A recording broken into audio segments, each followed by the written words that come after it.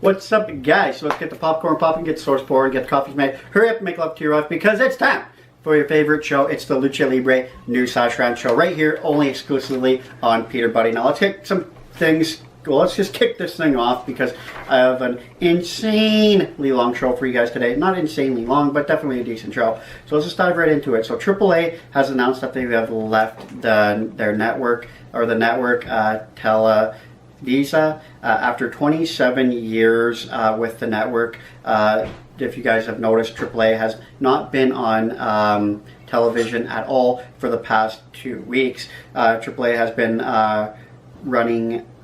Yeah, so they've been basically just running without being on air. They've been posting to YouTube newer stuff, so I guess that's just what they're doing in the meantime. But AAA has been shopping around to other networks, but nothing has really come out of that so far.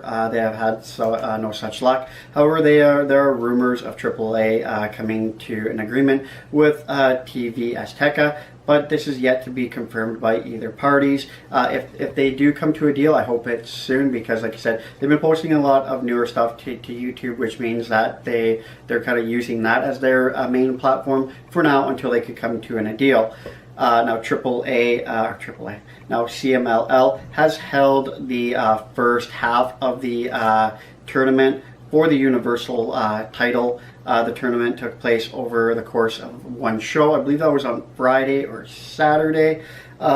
Basically, all the male luchador champion holders were involved to get things started off with. They had a quick Royal Rumble type matchup that seen all the luchadors, go at it and then throw each other over the ropes. Christico, I believe, won that one. And then they went from that to basically singles competition where each luchador would face the other luchador in a singles competition in a one fall competition, which is pretty rare for CMLL because everybody that watches it know that they do just a best 2 out of 3s. But in this one, they were doing single one fall competitions. And all in all, the matches were actually really good. They were definitely not bad at all. I would have liked to have seen Gran Guerrero pull out the win, but unfortunately, El Terrible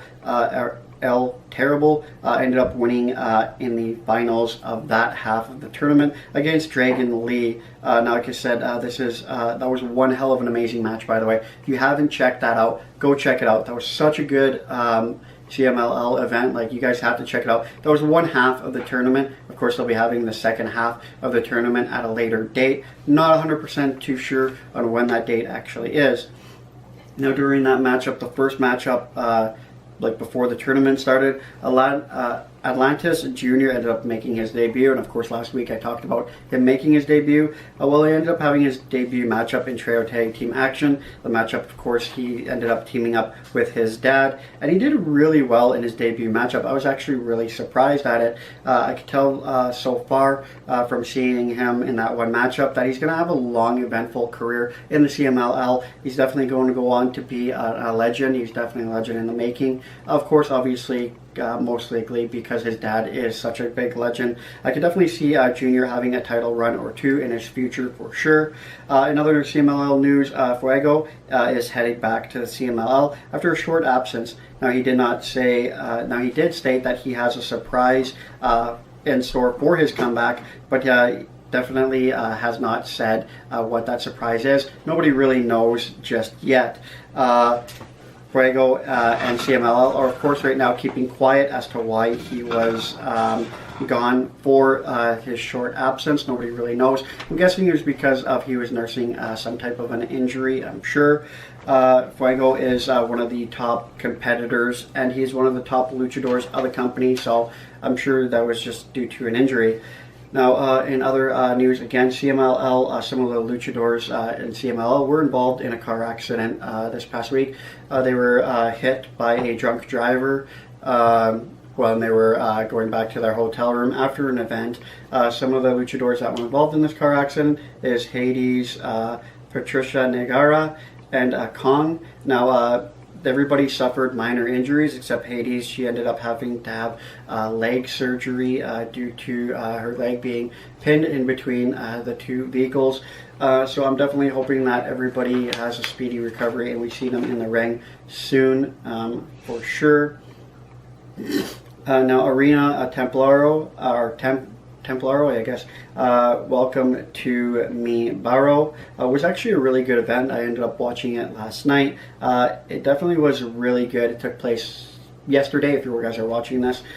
If you want to definitely check out some luchadors that you haven't seen or you don't really hear from, it's definitely a good event to check out. I thought it was really good. It was definitely really back and forth, and it was definitely an event to really go check out.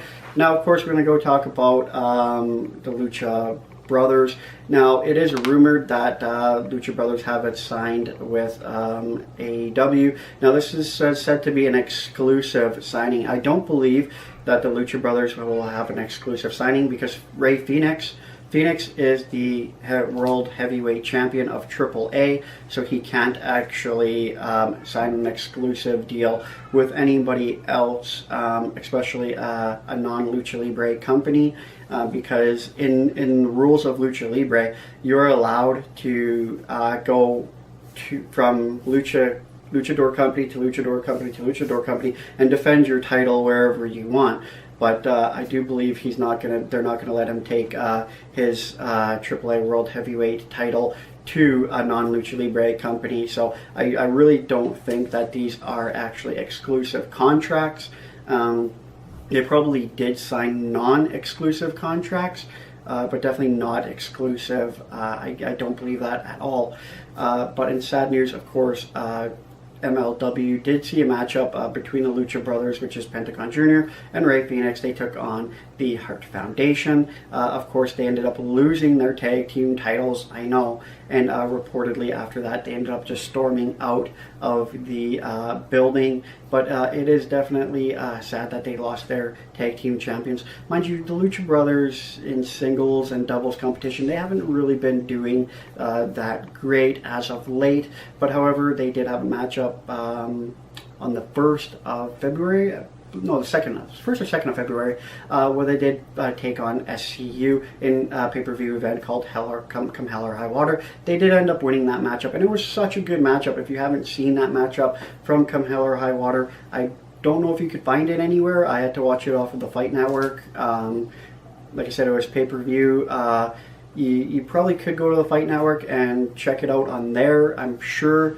But yeah, anyway, definitely go check it out because it was such a good matchup. The back and forth was insane. The high flying was insane. The Lucha Libre was just insane. It was such a good matchup. And then there was another really good matchup at Come Hell or High Water that was Mil Muertes ended up taking on Casanova Valentine, and another guy who I can't remember his name was, but he was an MMA fighter. So it was Lucha Libre versus MMA versus wrestling, and it was such a good matchup. Of course, Mil Muertes ended up winning this matchup, but it was such a good matchup. You guys definitely need to check it out. I mean, this high flying was awesome. Like, the brutality of this matchup was just so good. You definitely really need to go check that out. That was Come Hell or High Water. Go check it out.